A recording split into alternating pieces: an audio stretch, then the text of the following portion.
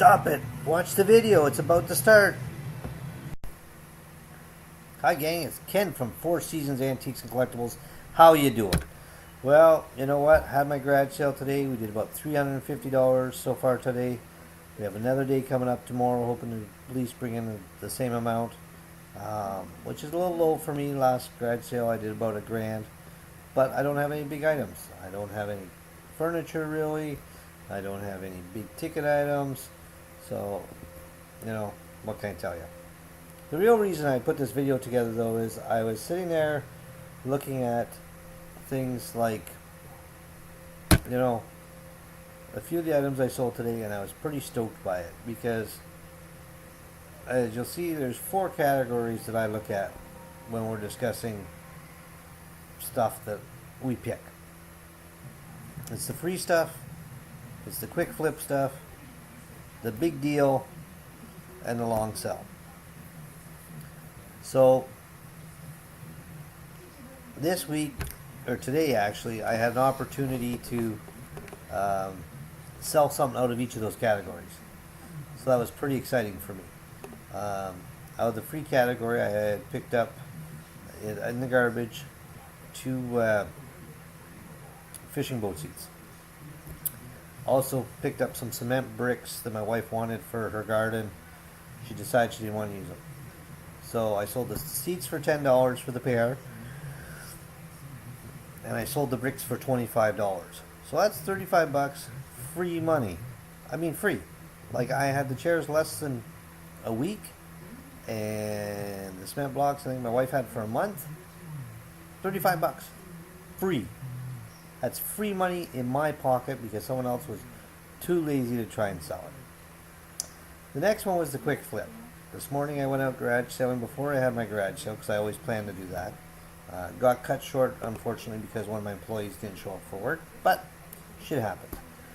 But what I did do is I picked up a frying pan, and it's a big one. Like, we're talking this big. You can't see. Okay, maybe that big. I don't know. It's pretty big anyways.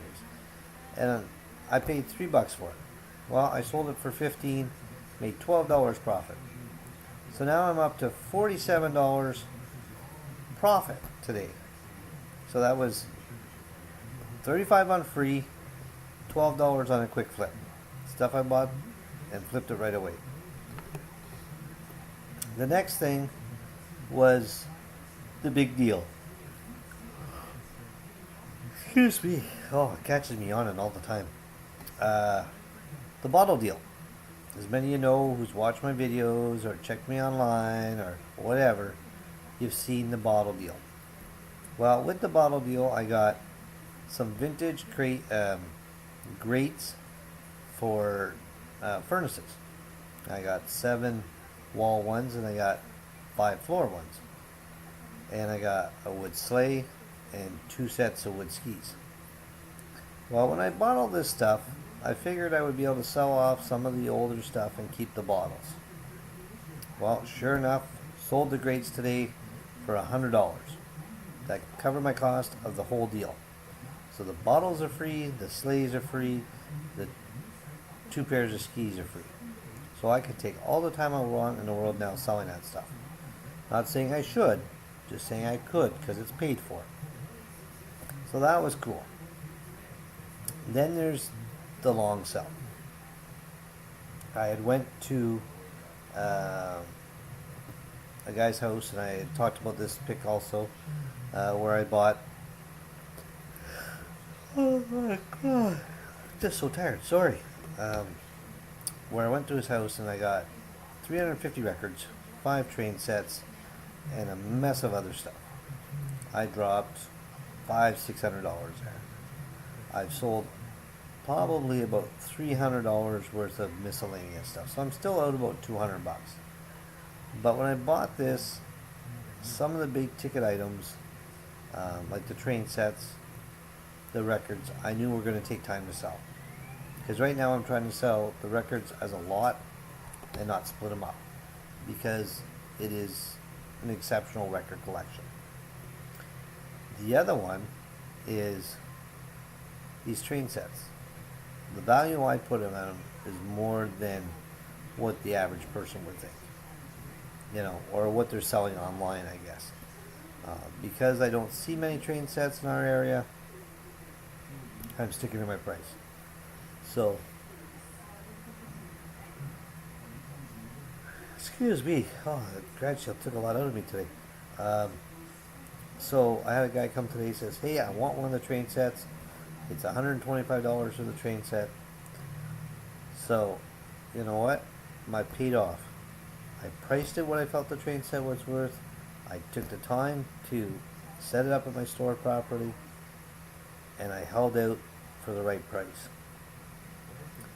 So that whole deal was purchased based on selling it long term, not quick, not taking a chunk of it, selling it right away, and covering the whole cost.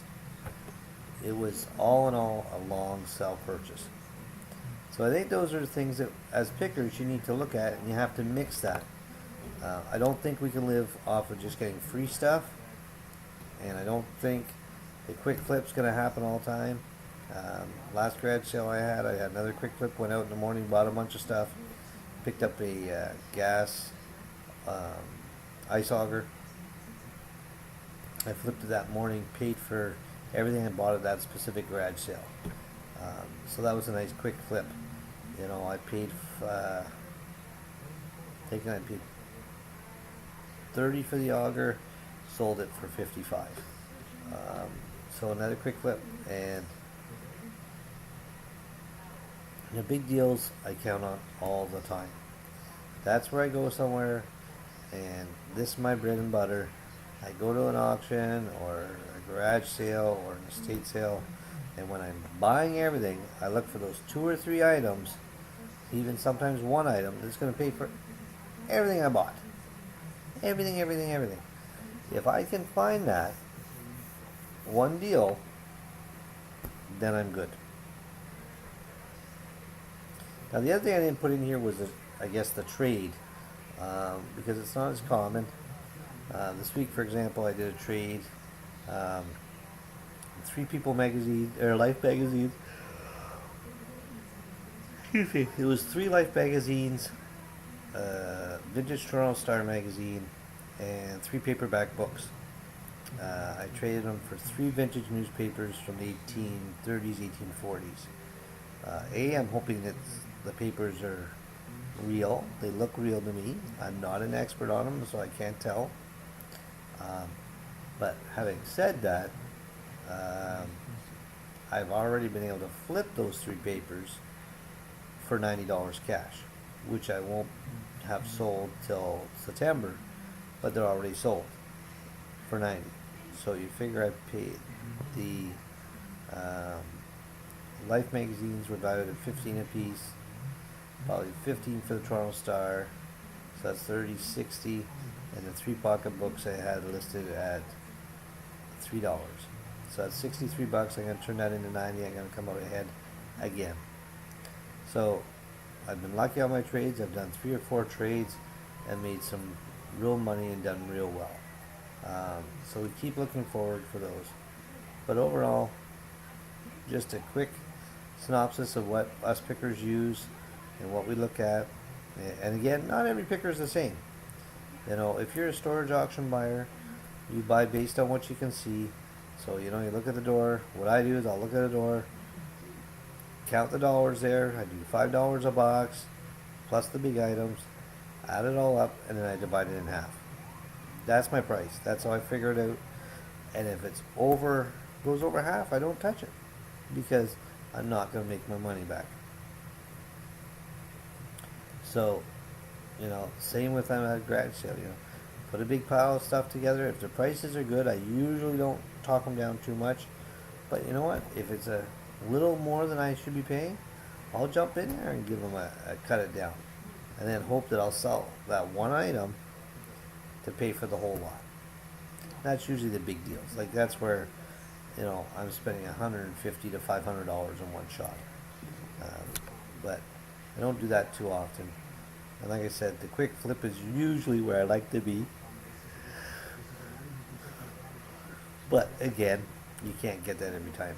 So those are just some stuff I wanted to share with you today. I got thinking about it today when I was selling items. I'm going, hey, that was free. Great job. I made, you know, 35 bucks on free stuff.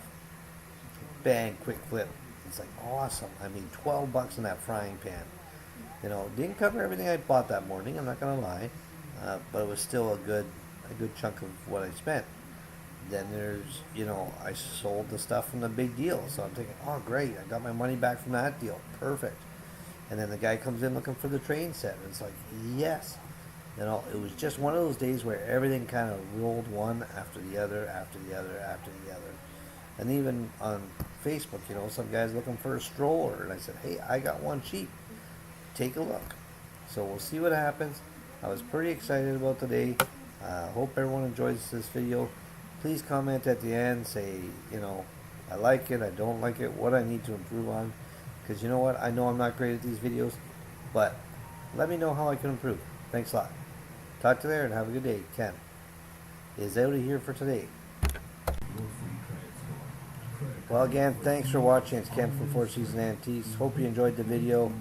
Make sure you hit the like button, leave a comment, tell me how I'm doing. If you like it, great. If you don't, tell me what I'm doing wrong. Tell me how to improve. Because you know what, I'm new at the game. Well, not at picking, but new at videos online. So let me know what you think. Again, thanks for watching. Really appreciate it, everyone. Hope you have a good day. Talk to you later.